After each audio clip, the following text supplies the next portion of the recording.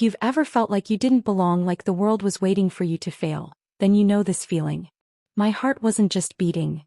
It was a frantic, desperate bird trapped against my ribs, battering itself bloody trying to get out. My knees shook so badly I was sure the whole pack could see it under the white silk dress that felt like a burial shroud. I was standing on the elevated stone dais in the center of the Midnight Pack ceremonial grounds, the air thick with the scent of 1,000 wolves waiting, and the heady, powerful scent of my supposed mate Chase Thorne. This was my wedding, my mating ceremony. The moment every girl in the pack dreamed of. Adeline Hayes, the quiet one, the one who always tried to disappear into the background, was about to be officially claimed by the next alpha. It felt like a cruel joke someone had played on me. I kept my eyes fixed on the mossy stone beneath my feet, terrified to look up, terrified to see the pity, or worse, the scorn, in the thousands of eyes watching me. But I couldn't ignore the presence next to Chase. The man whose scent of smoke and mountain pine was so overwhelmingly dominant it made my head spin and my breath catch. Alpha King Silas Thorne. Chase's father. He stood like a monument of cold, hard granite, his iron-gray eyes sweeping over the crowd, missing nothing. He was terrifying. He was the only thing standing between the pack and chaos, and his gaze felt like judgment. The High Priestess, an ancient woman whose voice crackled with ritual power, began the final words. Do you, Alpha-Designate Chase Thorne, accept this woman, Adeline Hayes, as your fated Luna, to stand by your side until the moon sets its final time? My throat was dry. This was the moment. He just had to say, I accept, take my hand, and the bond would snap into place, locking our destinies together forever. All the years of being a rejected mate by my peers, of being the underdog they mocked, would finally be over. I could finally have a place. Chase turned to me. He was breathtakingly handsome, all lean muscle and arrogant confidence. But as he looked at me, a flicker of something cold and calculated replaced the excitement that should have been there. I could smell the familiar sweet scent of his wolf, but mixed with it now was something else. A perfume expensive and cloying. My sister, Gwen, who was standing with the other senior pack members, caught my eye. She gave me a small, tight, venomous smile. My stomach dropped like a stone into a well. I knew exactly what was about to happen. Gwen had always wanted this. She was beautiful, poised, everything the pack thought an alpha's mate should be. She had been whispering in his ear for weeks, a poison that sought to replace my small, delicate scent of rainwater and cedar with her overpowering floral scent. The pack held its breath. The silence was so complete I could hear the wind rustling the leaves of the ancient oaks around the grounds. Chase took a deep, theatrical breath and looked out over the crowd, not at me. His voice, when he finally spoke, was loud, clear, and utterly devastating. I cannot. The sound wasn't a gasp. It was a physical wave of disbelief that hit me, stealing the very air from my lungs. My entire body went numb, but the pain was a sharp, focused point right in the center of my chest. He cannot. The words echoed off the forest trees and carved themselves into my memory. He rejected me. Chase finally looked at me, his eyes empty of any feeling I'd ever hoped to see. I reject you, Adeline Hayes. I cannot claim a mate who is weak, who lacks the spirit and presence needed to lead this pack. A Luna must be strong, not a wilting flower. He spat the last words out like they were a curse. The humiliation was a physical force, pressing me down. It was worse than being ignored. It was a public shaming, a declaration of my worthlessness right in front of the man who ruled us all, the Alpha King. The entire pack began to murmur, the sound rising to a hostile roar. The conflict I'd always feared, the mocking by the pack, was now a deafening reality. I was nothing. I was less than nothing. My vision tunneled. The white dress felt heavy and the ground seemed to tilt beneath my feet. I had been planning to run away later, to find a quiet life far from here, but I hadn't expected this now. Then Chase turned to the Alpha King, his father, seeking approval for his bold move. Father, I must have a mate worthy of the Midnight Pack name. Alpha King Silas, who had been completely still through the entire horrible exchange, shifted. His immense power seemed to swell, a dark, heavy pressure that instantly silenced the 1,000 wolves. He didn't look at Chase. He looked at me. His eyes, those terrifying iron-gray eyes, weren't cold. They were furious. Not at me for the shame I'd brought, but at his son. And as he stared, something truly impossible happened. A surge of energy, hot and overwhelming, ripped through the distance between us, hitting me with the force of a lightning strike. It was a raw, primal claim that had nothing to do with the ceremony or the pack. It was recognition. It was his scent, smoke and mountain pine, flooding my senses, chasing away the shame and replacing it with a terrifying, dizzying desire. Mate. The word was a silent, deafening scream in my head, but it wasn't my voice. It was his. Silas Thorne, the cold, distant Alpha King who hadn't smiled in years, who was supposed to be the symbol of my complete and utter disgrace, was my true fated mate. The universe had just played the cruelest joke. My sister Gwen's triumphant smile faltered as she saw the look on the king's face. She knew instantly that her plan had gone terribly, horrifyingly wrong. The high priestess looked from the rejected mate to the raging Alpha King, her face pale with dread. Alpha King, the law is absolute. For a rejection of this magnitude at the altar, the consequence is execution or banishment before the next moon cycle. The dishonor must be removed. Silas's eyes finally left mine and locked onto the priestess. His voice was a low growl that vibrated in the bones of everyone present. It held the promise of unspeakable violence. "She is under my protection," he declared, the words an immediate, non-negotiable command. "No decision will be made until I have spoken. No one touches her." He took one step toward me, and in that moment I knew my life was over one way or another. I was about to be saved from public execution only to be delivered into the hands of a man who was fighting a soul-deep connection to the woman his own son had just thrown away. The tension was unbearable, the danger immediate. I was the prize in a conflict I didn't even understand, and the price would be everything. Thank you so much for watching. Please let me know in the comments where you are watching from and how the weather is there today. And make sure you to like and subscribe and turn on the notification bell so you don't miss our next exciting story. The ceremonial ground was silent again, but this silence wasn't respectful. It was thick with electrified fear and confusion. Every wolf, from the oldest elder to the youngest pup, was staring at the Alpha King Silas Thorne, and then at me, the girl his son had just publicly destroyed. The consequence of the rejection, banishment or death, hung over me like a guillotine blade, but Silas's declaration, "She is under my protection," was a counter-command that no one dared challenge. I was frozen on the stone dais. My rejection mate Chase stood a few feet away, his face pale with a sudden dawning fear that replaced his earlier arrogance. He hadn't just rejected me.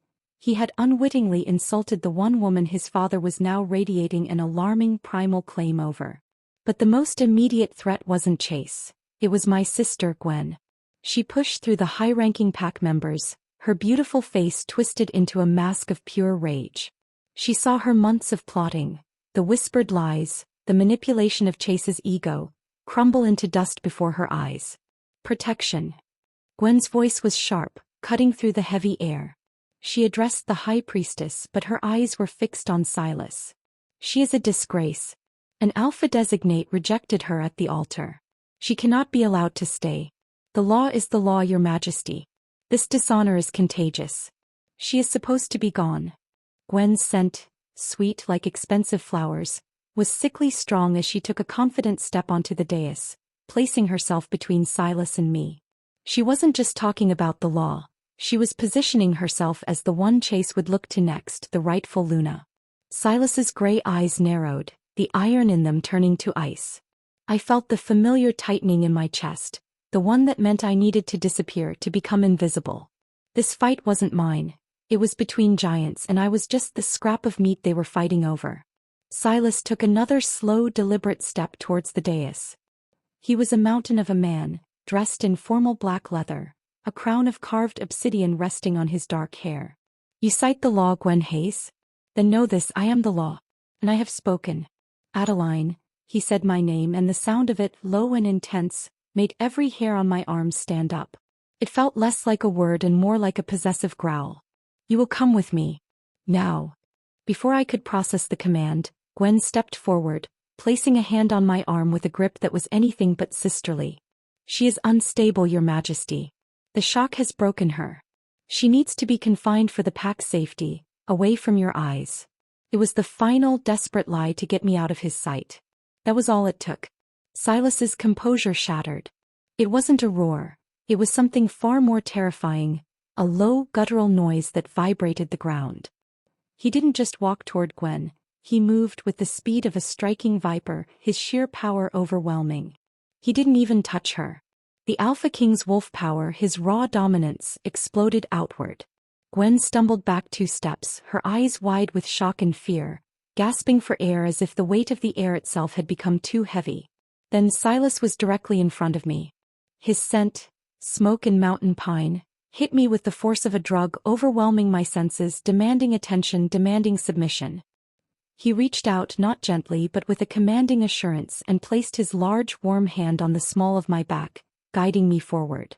This was the pivot/reveal, the sudden, protective contact. That touch, brief and firm, was the ignition switch. The mate bond, the true, fated connection that had sparked in the initial shock, now flared into an inferno. It wasn't just a feeling.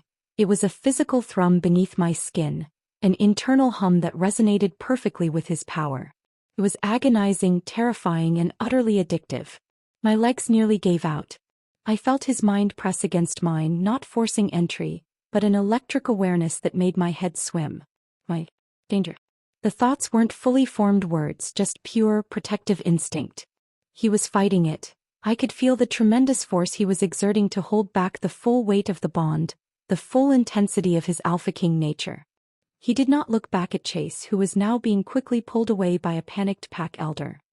He did not look at Gwen, who was silently seething with tears of fury. He just looked straight ahead, ushering me off the dais and through the hushed ranks of the pack. His stride was long and I had to practically run to keep up, his hand still a scorching presence against my back. We headed not toward the pack house, but toward the imposing, castle-like structure on the highest hill, the Alpha King's private residence. The Lion's Den, as the pack called it, was where few dared to tread, a place of ancient laws and undeniable power. When we finally reached the massive carved front doors, a single older servant rushed to open them, his eyes lowered in deep respect. Silas pushed me through the doorway into a vast, silent hall paved with cold marble. He finally released me, turning to face me completely. Now there were no witnesses, only the echoing silence of his palace. The full impact of his height and power hit me. I was shaking from head to toe, the shame of the public rejection still battling the terrifying magnetic pull of the fated bond. "You are quiet," he observed, his voice less a growl and more a deep rumble now. "You did not fight him. When he began his rejection, you just stood there." I wrapped my arms around myself, trying to contain the tremors. The simple words felt like an interrogation. I was the rejected mate, and my reaction was another fault. I knew it was coming, Your Majesty," I whispered, using the only title I dared. "My sister, she's been with him for weeks.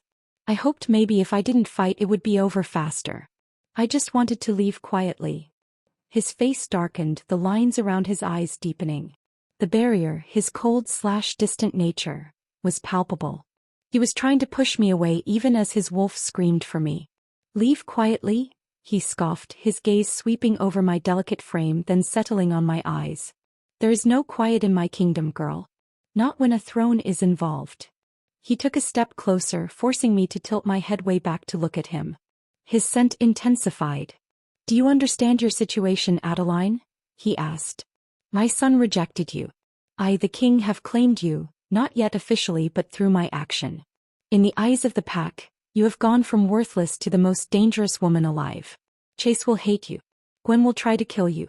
And the council will demand an explanation that I cannot give them without risking everything." He paused, and the gravity of his next words made my blood run cold. "I am your true mate. The fates are mocking me. I lost my first mate, your predecessor, years ago, and I swore I would never endure that pain again. The bond must be severed or contained. But I will not let them execute you. You will stay here. In this castle. You will tell no one of the bond. Not my son, not the priestess. No one. You will be a prisoner in plain sight. A shame, Luna, protected until I can find a way to break what the fates have done." I looked into his eyes, searching for a single spark of warmth, of the kind of love a mate should offer. There was none. Only conflict, duty, and a terrifying, desperate need to deny what was real. "A prisoner," I repeated, the word tasting like ash. "But safe. Safe from my pack, yes. Safe from the law, yes," he said. He reached out and touched my face, his thumb brushing a tear I hadn't known I'd shed. The contact was brief, burning. But you are not safe from me, Adeline. Do you understand that? I could only nod, mute with a fear that was slowly twisting into a reckless sort of despair. I had been saved from death, only to be locked in a cage with the lion. Good. You will be given a room and a maid only a few steps from my chambers. Do not leave the floor. Do not speak unless spoken to. And do not look at me like that again, he ordered, his voice suddenly rougher, like you see the man I used to be. He turned on his heel, his cloak swirling around him, and walked with powerful strides toward a dark, massive door at the end of the hall, leaving me alone in the oppressive, freezing silence of the king's Denver. My banishment was not to the wilderness, but to the very heart of power, and I knew with sickening certainty that this prison was far more dangerous than any forest. The grand hall of the king's den was a mausoleum of wealth and silence. I was left standing alone, the raw power of Silas Thorne still vibrating in the air like a physical force. The shame of being the rejected mate and the confusion of being the fated mate to the Alpha King were a crushing weight. He had saved me from the law but only to chain me to his guilt. I finally felt a presence behind me, a small, kind-faced woman with dark hair pulled into a neat bun. She wore the simple tunic of a senior household staff member. "Miss Adeline," she asked, her voice soft and professional. "My name is Mrs. Elms. His Majesty has instructed me to escort you to your new rooms." I could only nod, my voice failing me. Mrs. Elms didn't offer pity or judgment, which was a relief. She simply led me up a winding marble staircase, its railing etched with the fierce sigil of the Thorne family, a roaring wolf wearing a crown. The rooms she led me to were not a cell, but a lavish suite that could house a small family.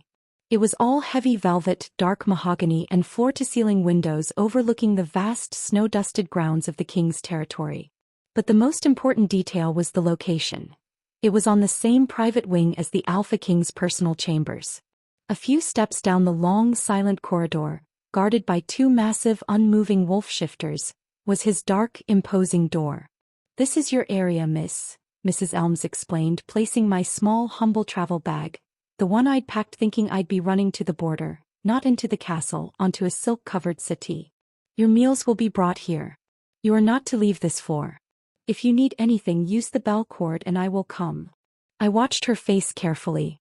"Mrs. Elms, what does the pack think happened after the ceremony?" She hesitated, her kind eyes troubled. "They think the Alpha King intervened to show mercy before the banishment could be enacted. They believe you are a ward of the palace for now, in disgrace, awaiting His Majesty's final judgment on your unworthiness. They believe he is simply delaying your exile. No one suspects anything else. It is better that way, Mississippi.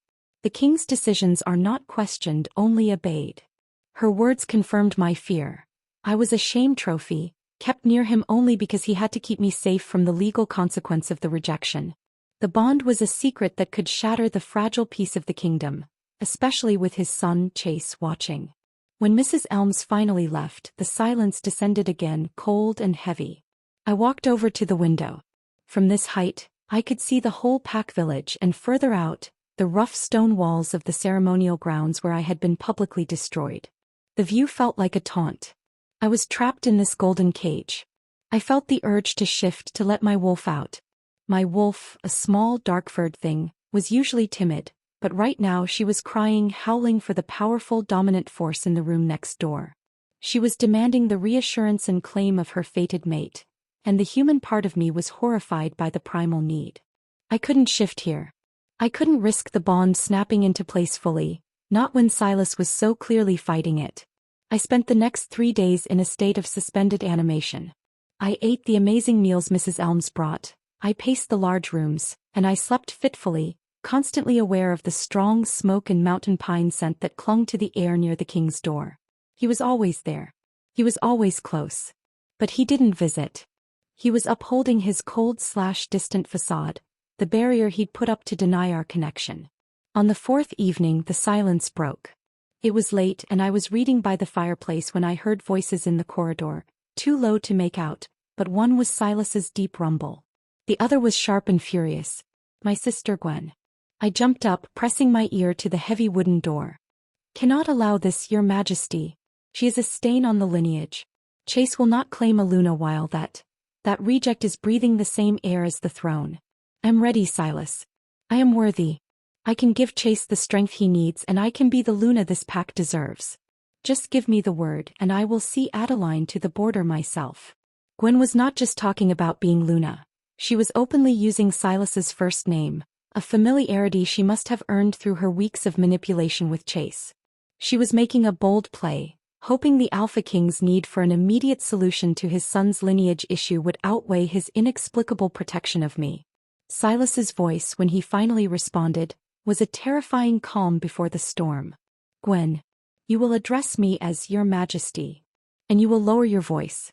This is the King's Den, not the village square. But Silas. Silence. The command was so sharp and dominant it made me flinch even through the solid wood. I could hear Gwen's sudden frightened gasp. You speak of worthiness, but your scent is tainted with ambition and your loyalty is fragile. My son chose a mate. He then rejected her. That is his shame to bear. Adeline's only crime was being chosen by a boy who lacked the strength of character to honor his word. And you forget, Gwen, I am not a fool. Your concern for the pack's honor is merely a desire to steal my son's crown. I am merely asking you to follow the law. Execution or banishment. It is the fate of all rejected mates. Gwen cried, desperation making her reckless. The law dictates the punishment, yes, Silas replied, his voice dangerously low. But I dictate when it is carried out. She is under my direct, royal decree. She is untouchable. Now leave this floor and do not return until I summon you. Should you violate this order, the consequence will be banishment for you. I heard the rapid retreating footsteps of my sister, followed by the heavy thud of the distant hall doors closing. I slid down the back of my own door, relief making my legs weak. He had defended me again. He had chosen me, the rejected underdog, over the beautiful, ambitious woman who would have been an easy, politically safe solution for his son. But it wasn't love. It was pride and the iron will of the Alpha King refusing to let anyone else dictate the fate of his true mate, even if he wanted to sever the bond himself. A minute later, a firm knock rattled my door. I hurried to open it. Silas stood there, his face carved from stone, exhaustion etched around his cold eyes. He was holding a decanter of amber liquid and two heavy glasses. He looked like a man at the end of his rope. I need a drink, he said simply, his eyes avoiding mine. And I don't want to drink alone. Move. I stepped back instantly. He strode past me into the lavish sitting area, placing the decanter on a small table. His scent, intensified by his presence in my small space, was overwhelming, making my heart race and my body tremble with the familiar, thrilling pull of the bond. My wolf was quiet now, completely focused, basking in his close proximity. He poured a full glass of the strong liquor and handed it to me without asking. Drink it. You look like you're about to pass out. I took the glass, my hand barely steady. I stared at the amber liquid, then up at him. He was standing with his back to the fireplace, looking down at me, a figure of dark power and overwhelming loneliness. Your Majesty, why do you fight this so hard? I asked, the words tumbling out before I could stop them. Why keep me here? If the bond is a mistake, let me go. Let them banish me. It's better than this silent torment. He finished his own drink in one swift gulp, slamming the glass down onto the table. The sound cracked the silence. His eyes finally truly met mine. Because it is not a mistake, Adeline. That is the problem, he said, the admission tearing from him like a raw wound. His voice dropped to a near whisper. I am cold/distant because I cannot lose another mate. I loved her, Adeline. And she was stolen from me, leaving me with a throne and a son who is not ready to take it. Now the fates have delivered you, young, gentle, and already broken by my own son. If I let you go, you will die. If I claim you, I force you onto a throne you don't want and risk losing you again, which would destroy the pack. So I keep you near. I deny the connection. I deny the scent, the pull, the need. He was confessing his ultimate flaw and revealing the full horror of his misconception. He believed loving me would lead to his own ruin and the ruin of his kingdom. And you fight the bond so hard, he finished, his face a mask of ironclad control, because if I let go even for a moment, I will claim you. And when I claim you, there is no going back. This is my prison as much as it is yours. Now drink. I do not want to see your fear tonight. I need to see your obedience. I lifted the glass, the sting of the strong liquor burning my throat. He was my protector, my warden, and the one man in the universe who terrified and thrilled my wolf more than anyone else. I was truly trapped in the lion's den, and the king was finally letting me see the beast behind the crown. The burning liquor did its work, dulling the sharp edge of my fear, but not the intense awareness of the Alpha King's presence. The raw confession, that the bond wasn't a mistake but a terrifying cosmic intervention, replayed in my mind. He wasn't rejecting me, he was denying himself and the risk I represented. I watched Silas Thorne pour himself a second drink. He seemed less like the cold monarch and more like a warrior weary from an endless war. His immense power, usually rigid and controlled, now felt like a tightly wound spring ready to snap. "You asked why I keep you here," he said, his voice softer now, almost conversational, which was somehow more unsettling than his rage. "The truth is, even if I could suppress the bond entirely, banishment is a death sentence for a newly rejected female. Especially one who knows too much about the Alpha-Designates, distractions." He was referring to Gwen. His acknowledgement of her manipulation and his son's weakness showed me he saw everything. "And if I let you go," he continued, turning to face the fire, the shadows deepening the strong lines of his face, "and the council ever discovers the truth of the fated bond, your death becomes my eternal shame. The kingdom would see me as a king who sacrificed his own true mate to protect a faulty lineage. They would question my right to the crown." I finally understood the full scope of the price/high stakes. My existence was tied directly to his legitimacy. I was the key to his destruction or his salvation. "So I am trapped here," I said quietly, the liquor giving me a reckless courage. "A secret shame kept close because I am too dangerous to set free and too necessary to acknowledge." He didn't flinch at my bluntness. He looked at me, his iron-gray eyes holding a desolate resignation. "Necessary for my wolf, perhaps. But not for my throne. My son Chase must marry into power. He is the future. You," he paused, the silence stretching, "you are a complication I must manage." He finished his second glass, the contents of the decanter now significantly reduced. "I am not an easy man, Adeline. I do not play games. While you are here you will learn to read. Learn the ancient language. Learn history. You will conduct yourself with the dignity expected of a woman housed in the king's den. You will not behave like the fearful little underdog they all assume you are." He was giving me an order, yes, but he was also giving me a purpose. A lifeline. The chance to become something other than the rejected mate. "I understand, Your Majesty," I replied, putting my empty glass down. "I will do as you command. But I have one question. Does Chase know about the bond?" Silas looked away, staring into the flickering flames. "No. I have ensured he knows nothing. It is the only way to keep his ambition focused and, frankly, to ensure you survive the night. He believes I am keeping you here for some kind of protracted, humiliating judgment. He expects you to disappear eventually, either by my order or by an accident." The chill that ran through me was worse than the cold marble floors. Chase, fueled by Gwen's venom, was not just arrogant, he was dangerous. The next morning Mrs. Elms arrived with armloads of books. History, law, and dictionaries of the Fey language, the tongue of ancient power. She brought thick, elegant riding pants and tunics, clothes that weren't the lavish gowns of a Luna, but definitely not the simple garments of the old me. I was being transformed into the silent keeper of the king's secret. My new routine was rigid. Reading lessons with a quiet scholar brought in specifically for me, and hours spent pacing the length of my suite. The only break in the tension came from the scent of smoke and mountain pine when Silas was nearby. He never stayed long. A brief, cold inspection of my studies. A curt instruction to eat more. A dismissive nod. He was still upholding the barrier, the cold/distant facade that was necessary to survive his own emotions. A week passed in this tense, unbearable silence. The bond, however, was not silent. It was a low, constant thrum beneath my skin. I could feel his moods, his stress when the council met, his brief, sharp flare of anger when Chase came to the den, the deep, profound loneliness that settled over him late at night. My wolf would whine in response, desperate to comfort him, and I would have to press my hands over my mouth to keep the sound in. One afternoon I was looking through a huge book on the history of the Thorne lineage. I paused at a delicate hand-drawn portrait of the late Luna, Silas's first mate. She was beautiful with a gentle smile and kind eyes. Her portrait was faded with age, but the resemblance was still striking. She looked nothing like me or my sister Gwen. I heard the heavy door to my suite open and knew instantly it was him. He rarely knocked. "You are looking at her," Silas said, his voice flat. I closed the book respectfully. "She was lovely, Your Majesty."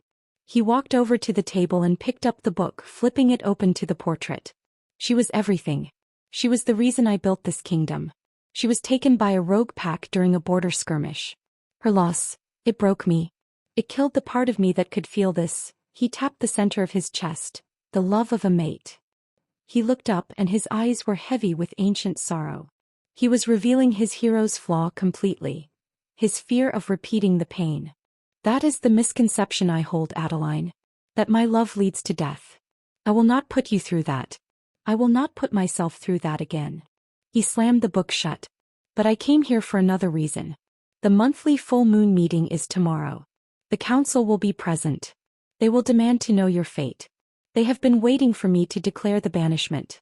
You must attend with me. It is the only way to satisfy them." My heart hammered against my ribs. "The council? They won't accept me, Your Majesty. I will be mocked and judged, and they will try to force your hand to exile me."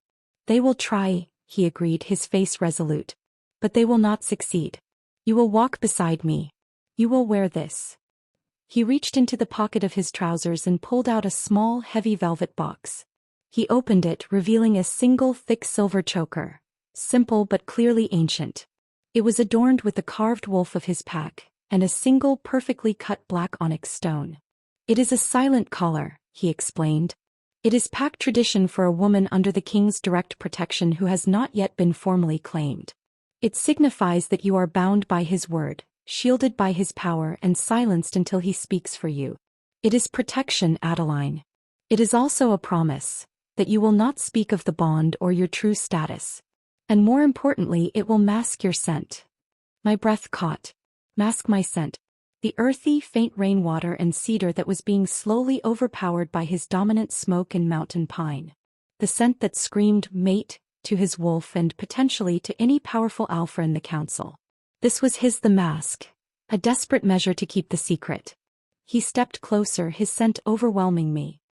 He reached out and gently lifted the hair from the back of my neck. His fingers were large, calloused, and surprisingly careful. "This will be difficult," he warned, his voice low and ragged. "The scent suppression is intense. And when I put this on, the bond, it will scream at me to kiss/claim you to override the restriction. You must not flinch. You must trust me." I swallowed hard, my fear battling the sudden, powerful wave of trust his rough honesty had created. This was a dangerous step. A test of our shared prison. "I trust you, Silas," I whispered, using his name for the first time outside of my own thoughts. His eyes flashed, a sudden, powerful heat in the iron gray. The sound of his breath catching was loud in the quiet room. He had been fighting for so long, and my quiet trust, my use of his name, was clearly a blow against his cold/distant resolve. He didn't speak another word. He just moved swiftly. He wrapped the silver collar around my neck, and as the cold metal touched my skin, a wave of intense pressure, a psychic push, slammed into me. The collar began to suppress my scent, and the bond immediately protested, tearing at the new barrier. I gasped, clutching the front of my tunic. Simultaneously, Silas groaned, his jaw clenching. He leaned in close to my ear, his breath hot, his scent flooding my senses in a final dominant burst that was both punishing and protective. "Do not break, little mate," he commanded, his voice raw with need. "Do not break. Just hold." He pulled back, his hand shaking slightly as he fastened the ancient lock.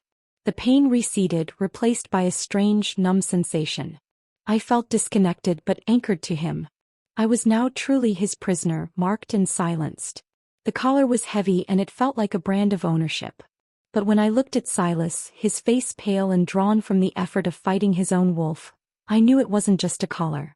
It was the only armor I had against the wolves waiting in the shadows. The silver collar felt heavy and cold against my skin, a physical manifestation of the vow of silence I'd taken.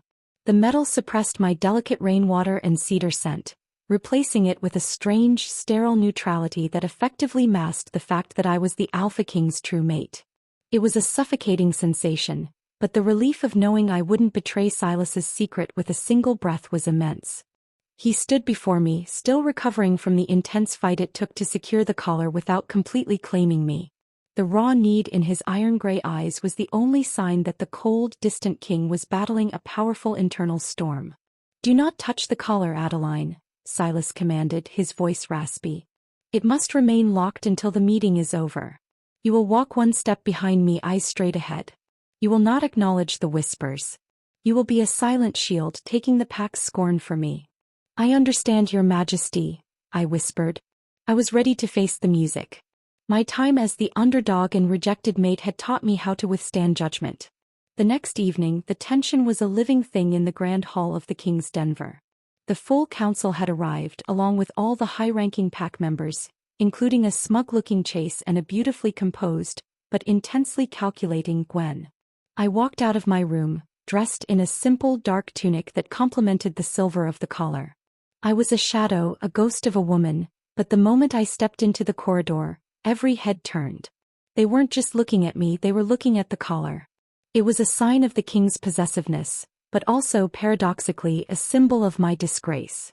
The whispers started immediately, a dull, hateful buzz. Silas emerged from his chambers, an overwhelming figure of authority and dominance. He didn't spare me a glance, but I felt the immense protective pressure of his wolf power surrounding me, a thick, invisible armor.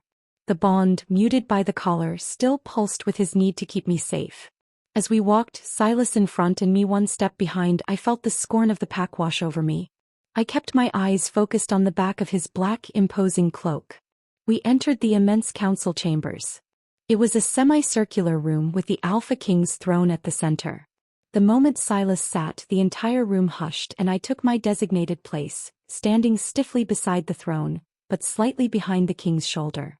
I was close enough to be under his protection, but far enough away to avoid the implication of being a Luna. The council leader, an elderly, imposing male named Elder Reed, rose. He was the one who had been pressing hardest for my immediate banishment or execution. "Your Majesty," Elder Reed began, his voice dry and stern. "The pack demands clarity. The dishonor brought upon the throne by the rejection of this woman, Adeline Hayes, must be dealt with swiftly. The law is clear. The consequence of rejection at the altar must be paid. She cannot remain here." Silas leaned forward, resting his powerful forearms on the carved arms of the throne. His voice when he spoke was low, calm, and utterly final. "I am aware of the law, Elder. And I am aware of the dishonor. But the disgrace lies not with the woman, but with the male who lacks the maturity to uphold his vow, then compounds his weakness by falling prey to the ambition of others." He looked directly at Chase, who visibly flinched, then quickly looked down. The council members murmured nervously. Then Silas's gaze swept to my sister, Gwen. She was seated among the highest ranks, a picture of false innocence. "Gwen Hayes," the king's voice cut through the air. "Stand." Gwen slowly rose, her smile stiff. "Your Majesty, I fail to see how my presence is relevant." "It is relevant because you have been sowing seeds of discord and whispering lies into the ear of the Alpha-Designate for months," Silas stated, his eyes boring into her. "I have proof of your attempts to undermine his choice of mate to advance your own greedy agenda. You are a deceitful sister, Gwen. You sought to destroy the bond between Chase and Adeline and you failed. You were hoping that by destroying her you could become the next Luna. Did you truly think I would not see your plotting?" The blood drained from Gwen's face. The antagonist was exposed. She crumbled back into her seat, terrified and silenced by the public accusation. "The matter of Adeline Hayes," Silas continued, turning back to the council, "is settled. She will remain in my custody. She will serve as my royal attendant and apprentice in the King's Denver. She will work directly under my oversight, studying the laws and history of this pack. Her fate is tied to mine alone. You may not question her, you may not touch her, and you may not speak of her disgrace. She is under the king's decree. Anyone who disobeys me will face the consequence of immediate banishment." Silence. Complete, total silence. Chase, however, could not contain his shock. He stood up, his youthful face twisted with confusion and anger. "Father." You are protecting her? This is an insult to the lineage. She is nothing. Why keep a useless reject so close to the throne? You are mocking me. Silas simply looked at his son, his expression radiating absolute disappointment. You are relieved of your duties for 1 month, Chase. You will reflect on the meaning of honor and duty. You have acted like a spoiled pup, not an alpha. Do not speak to me again until you have learned respect. The room was vibrating with the immense, shocking turn of events. I was not banished, I was installed. I had been given a title and a royal purpose. The rejected mate was now the silent, guarded companion of the king.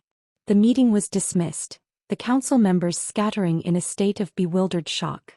I maintained my rigid posture, waiting for Silas to rise. As he stood, he turned slightly, close enough that I could smell the familiar, comforting smoke and mountain pine scent that the collar couldn't completely block. He didn't speak a single word, but in the silence, I felt a powerful wave of triumph and relief wash over the bond. He had used his power, his authority, and his wisdom to save me and dismantle the threats to my safety. We go now, he finally said, his voice flat but carrying a note of exhaustion. As we walked back to the private wing, the heavy silence was broken by a sudden, frantic running sound. Chase. He ran up behind us, his eyes blazing with hurt and fury. He reached out not to me but to his father, trying to spin him around. Father, listen to me. You can't do this. You are making me look weak. You must get rid of her. Silas didn't stop. He didn't even slow his pace. But I did. For a split second I froze. And in that second Chase, desperate and blind with rage, grabbed my arm, his fingers digging in painfully. You manipulative little tramp. You deserve to be dead, he hissed. The moment Chase's hand touched me, the world exploded. Silas stopped dead. The powerful scent of smoke and mountain pine turned into a terrifying, suffocating black cloud. The collar, designed to mute the bond, failed completely against the sheer primal rage of the Alpha King's wolf. With a sound that was less a growl and more a ripping, tearing snarl, Silas whirled around. Before I could even blink, his hand shot out, not toward Chase's arm, but slamming his son hard on the side of the head, sending him sprawling to the cold marble floor. Chase yelped, clutching his jaw, stunned and humiliated. Silas didn't even look down at his son. His focus was entirely on me. He grabbed me by the shoulders, his grip bruisingly tight, pulling me flush against his chest, crushing me against the hard muscles. The collar was digging into my neck, but I barely noticed. Whine. The word wasn't spoken. It was a guttural, terrifying roar ripped from his chest. It echoed down the halls, a pure, unmistakable claim. Then he lowered his head, his lips crashing down on mine. The world dissolved. This was the pivot/reveal, the kiss/claim. The denial was over. The instant his lips touched mine, the collar's suppression broke, and the true mate bond exploded into my senses. It wasn't gentle, it was ferocious, possessive, and absolute. It sealed our connection, pouring the full force of his power, his grief, and his absolute ownership into my soul. I stumbled, dizzy as he pulled back, his eyes dark with a mixture of terror, triumph, and sheer, intoxicating passion. The cold king was gone. The fated mate was fully revealed. We stood there, panting, the immense silence punctuated only by Chase's whimpering on the floor. I was claimed. And now the true battle for the throne and for our lives was about to begin. The taste of Silas Thorne's kiss, powerful, demanding, and laced with the sharp, deep-seated grief that defined him, burned on my lips. It was the absolute, undeniable claim of the Alpha King. The mask was ripped away not just from me but from him. He pulled back, his eyes still dark with the residual intensity of the shift. He looked like a man who had finally surrendered to an inevitable, dangerous fate. The full, suffocating weight of the mate bond, no longer suppressed by the silver collar, slammed into me. It was a dizzying rush of his dominance, his power, and his raw, protective instinct. My own wolf, the timid creature, howled in ecstasy, finally recognizing the ultimate authority it craved. The collar, which had momentarily broken its suppression, now lay silent and useless against my throat. It was no longer needed. The truth was out. Chase, the rejecting mate and Silas's son, was still sprawled on the marble floor. He pushed himself up, his eyes wide and vacant with shock, staring from his father's furious face to mine. He had witnessed the ultimate betrayal. The woman he had publicly scorned was now the one woman his father was bound to, the one woman who could threaten his entire inheritance. "Father, what have you done?" Chase whispered, the arrogance completely gone, replaced by a desperate, childish horror. She's yours? The one you rejected me for." Silas turned his full, terrifying attention to his son. The coldness was back, layered over the primal fury of the kiss/claim. "I did not reject you for her, boy. You rejected her for your own pride and weakness. The fates merely rectified your mistake. She is my fated mate, the true Luna of this pack. You will never ever touch her again. Do you understand the consequence of raising a hand to the Luna?" Chase scrambled backward, terrified by the sheer, unadulterated power emanating from the king. He knew that touching me in the immediate aftermath of a public claim, especially after what he'd done, was an act of treason. Silas didn't waste another second on his son. He grabbed my wrist, his grip firm but gentle now, and practically dragged me back toward the private wing. We walked past the stunned, silent guards and back into the sanctuary of my suite. He kicked the door shut behind us and leaned against it, breathing heavily. He looked at me not with lust but with profound resignation. "It is done, Adeline," he said, running a shaky hand through his dark hair. "The barrier is broken. The pack knows the truth, or enough of it. Chase knows I did not save you out of pity. He knows you are the key to my power and the threat to his." I stepped toward him, my heart aching for the complexity of his burden. He was the Alpha King who had sworn to be cold/distant, only to be trapped by destiny. "Silas, what happens now?" "The council." "Gwen." "The council is silenced for now. My declaration was absolute. They will meet in secret, but they cannot legally challenge a fated mate bond. But Gwen," he spat her name like a venomous insect, "will not be silenced. She is the antagonist and she has lost everything. Her best chance was to have you banished or executed. Now her only option is to destroy the bond itself, or me." He walked over to the windows, looking out at the glittering lights of the pack village below. "I swore I would not do this to you. I swore I would keep you safe from the crown, from the danger. And now I have dragged you into the center of the greatest political firestorm this pack has seen in a century. My son, my sister-in-law, and half the council now view you as the ultimate price to pay for the throne. I finally found my voice, no longer the timid underdog. The bond had given me a new quiet strength. Then we fight together, Silas. You kept me alive when everyone else wanted me dead. You gave me knowledge. You are the king and I am your fated mate. I won't run. I won't hide." I walked up behind him, reaching out slowly. I placed my hand gently on the back of his powerful shoulder. The moment my skin touched his, a tidal wave of powerful reassurance flowed from him to me, a pure, unquestioning connection of spirit. He was fighting his fear and I was giving him my strength. He closed his eyes for a long moment, savoring the small comfort. "Your strength is a dangerous thing, little mate. It makes me believe I can win this." He turned suddenly, pulling me into a fierce embrace, his arms wrapping around me like iron bands. This wasn't the demanding primal kiss of the corridor. This was the hug of a deeply lonely man who had just found his anchor. "The bond demands the formal claim.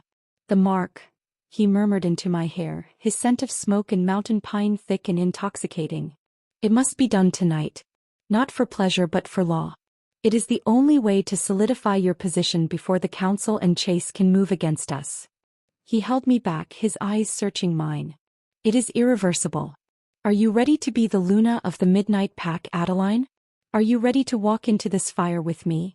I looked at the king, the fierce, lonely man who had been the source of my terror and my ultimate salvation. I was the rejected mate who found a second chance with a cold alpha who needed saving as much as I did. "I am ready, Silas," I affirmed, my voice clear and unwavering. "My life was forfeit anyway. Let's make it count." He gave a slow, deep nod, a satisfied rumble finally escaping his chest. "Then tonight you stop being the silent shield, Adeline. Tonight you become my queen." He lifted me into his arms, his touch possessive, reverent, and utterly final, and carried me toward his own private chambers, where the ancient ceremony of the king's mark awaited. The world outside was in chaos, but here in the cold stone walls of the king's den, the new reign was about to be sealed. The atmosphere in Silas Thorne's private chambers was heavy with the ancient sense of power, leather, and the all-encompassing smoke and mountain pine that was his essence. He carried me into a room dominated by a massive four-poster bed and a roaring stone fireplace. The weight of his touch, once a cold command, was now a searing reassurance. He set me down gently, his hands lingering on my waist. He didn't rush. He moved with the solemnity of a king performing an ancient necessary rite. This was not just about the bond. It was about the throne, the law, and the final defeat of his self-imposed barrier. The king's mark is the oldest form of claim, Silas explained, his voice low and serious. It is not a gentle bite. It is a fusion of our power, a declaration to the world, and most importantly, a sign to every soul in this kingdom that you are untouchable. Once done, my authority over your life is absolute, but so is my protection. You will be my weakness, Adeline, but you will also be my greatest strength. I looked at him, the Alpha King who had gone from my greatest fear to my fated destiny. The timid rejected mate I once was had been burned away by the fire of public shame and royal protection. I placed my hands on his broad chest, feeling the steady, powerful thrum of his heart. I am no longer afraid, Silas, I said, my voice steady. The only thing I fear is you losing your kingdom because of me. Let's seal the bond. Let's face the council as one. A slow, possessive smile, the first true smile I had ever seen on his face, pulled at the corner of his lips. It was breathtaking and dangerous. "Hi, Luna," he murmured, leaning down, his forehead resting against mine. The next moments were a blur of intense, raw energy. He sealed our fate not just with the mark, but with a profound soul-deep communion that was both agonizing and ecstatic. The fusion of our wolves was a blinding light of clarity and belonging. The bond, which had been a painful tug-of-war, settled into a fierce, comforting certainty. I was his. He was mine. The rejected mate was now the undisputed queen. I awoke the next morning, curled against the warmth of Silas's massive body. The room was bathed in the pale light of a winter morning. My body ached, but the mark on my neck was a throbbing sign of absolute power. I touched it gently. The area where the useless silver collar had been was now home to the indelible symbol of the king's claim. Silas stirred, his eyes opening slowly.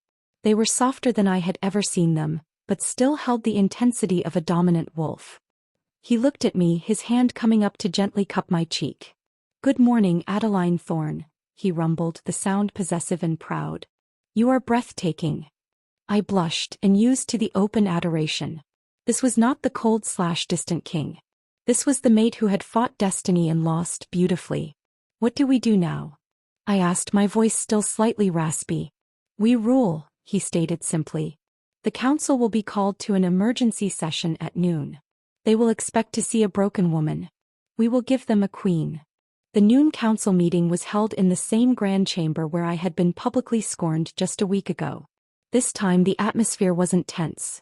It was vibrating with furious, barely contained shock. News traveled fast in the pack. Everyone knew the Alpha King had claimed the rejected mate as his own. Silas walked in first, radiating a terrifying, focused power. He did not wear his crown, but he wore his authority like a physical cloak. Then I walked in. I wore a gown Silas had chosen, not the stark white of a mating ceremony, but a deep, powerful midnight blue that matched his pack's colors. My hair was swept up, leaving my neck with the fresh, dark mark of the king's claim clearly visible. I walked neither timidly nor arrogantly, but with the quiet dignity he had forced me to learn. I walked directly to the throne. Silas did not take his seat until I reached the second, slightly lower throne designated for the Luna. He waited. We sat down simultaneously. The silence in the room was deafening. Gwen, the deceitful sister, was the first to break the stillness. She was pale, her eyes red from a night of fury, but she stood, clutching her expensive dress. "Your Majesty," she cried, her voice trembling with accusation. "This is madness. This is an insult to the lineage. You claim the woman your son rejected? This is a violation of tradition. Cannot be, Luna. She is a rejected mate, an underdog barely fit to clean your floors." Silas turned his head slowly, his eyes narrowing to slits. "Gwen Hayes, you question the fates? You question my claim? You question the law. I question her worthiness. I question her power. Gwen shrieked, fueled by desperation. Show us her shift. A Luna must shift with strength. He is weak. She has no power. The challenge was legally sound. A new Luna must demonstrate her wolf to the council to prove her strength to lead. But my wolf was small, timid, the embodiment of the underdog. Silas's hand came to rest on mine, a silent transfer of power. Silence. The Luna will shift when she chooses. But I felt the surge of my own newfound strength, a direct result of the king's love and claim. I was no longer the weak Adeline. I was Adeline Thorne, the Luna. I stood, pulling my hand from Silas's, and stepped down from the dais. I looked straight at Gwen, then to Elder Reed, who was watching with hawk-like intensity. I accept the challenge, I stated, my voice ringing clearly in the chamber, no longer a whisper. I let my wolf take over. The shift was agonizing, but unlike before, it was swift, decisive, and powerful. Bone structure cracked and reformed. Fur erupted. When I stood, I was not the timid dark wolf I had been. I was immense, powerful, and utterly dominant, a wolf clearly infused with the raw, untamed power of the Alpha King himself. My scent, still the subtle rainwater and cedar, was now underlaid with the overwhelming protective force of smoke and mountain pine. I let out a single sharp roar that shook the very foundation of the king's Denver. It was the sound of a queen. The council members gasped and instinctively bowed their heads. Gwen collapsed, weeping with rage and total defeat. I shifted back, steady and unashamed, and walked back to the dais. Silas stood and pulled me into his arms, right in front of the assembled pack leaders. She's my mate. She's your Luna. She is stronger than any of you gave her credit for, Silas declared, his voice ringing with victory. The challenge is met. The subject is closed. I looked over Silas's shoulder and saw Chase, his head bowed, his face pale. His mistake, the misconception that I was weak, had cost him the Luna and potentially his throne. He had rejected destiny, and now destiny had claimed his father. My story as the rejected mate was over. My journey as the queen of the Midnight Pack had just begun. 2 years later. The King's Den was no longer a cold prison. It was a home filled with warmth and the comforting scent of smoke and mountain pine mixed with the earthy fragrance of cedar and rainwater. The kingdom had found its balance. Silas was still the demanding, focused king, but the cold/distant shell had cracked, replaced by a deep, unwavering devotion. He rarely let me out of his sight, a fierce tenderness overriding his old fear of loss. Chase had been sent to a distant border pack to serve as a captain, earning back his honor through duty and separation. He had finally found a gentle, non-threatening mate there, one who would never be Luna, but who would be a good companion. He had never spoken to me again, but the letters he sent to his father were respectful. Gwen, the antagonist, had tried one last desperate attempt to poison me after the shift. Silas, seeing the threat clearly, had stripped her of her rank and banished her to the farthest reaches of the kingdom, the consequence she had always intended for me. My education with the scholars continued, but now I sat at Silas's side during every council meeting, no longer silent, but speaking with the confidence of a ruler. I had found my place not despite being the rejected mate, but because of the rejection that had pushed me into my true destiny. I sat now in the late afternoon sun on the throne, waiting for Silas to return from a border inspection. My hand rested on my slightly rounded abdomen. Our first child, the true heir, was due in the spring. As Silas entered, his scent filling the hall, he saw me and his fierce, private smile returned. He walked straight to the throne, dropping to one knee before me, a profound gesture of respect he only showed me. "My queen," he said, kissing my hand. "My Luna. My Adeline." He stood and pulled me gently into his arms. The mate bond hummed perfect and true. The fates had worked their design, forcing the Alpha King to shatter his misconception of love and loss. He had thought he was protecting his son and his kingdom from me, but in reality he was protecting me for himself, and creating a stronger lineage than he could have ever imagined. I had been the rejected mate, the underdog, banished by a fool and claimed by a king. And in the end, love was not my weakness, it was my crow. And thank you so much for watching. Her mate rejected her at the mating ceremony, unaware that her true fated mate was his fath. The tension between Adeline and Silas was electric, wasn't it? Tell me in the comments. What was the most shocking moment for you? Was it when Chase publicly rejected Adeline at the altar? Or when Silas declared his primal claim with that powerful kiss? Do you think Chase deserved the chance to become Alpha one day, or did he forfeit his claim the moment he let his sister Gwen manipulate him? What name do you think Adeline and Silas should give their new baby, the true heir of the Midnight Paw? TK. Your subscription means the world to me. My channel is still young and trying to grow, and every like and subscribe is a huge support. Turn on that notification bell so you don't miss the next interesting story. See you in the next one.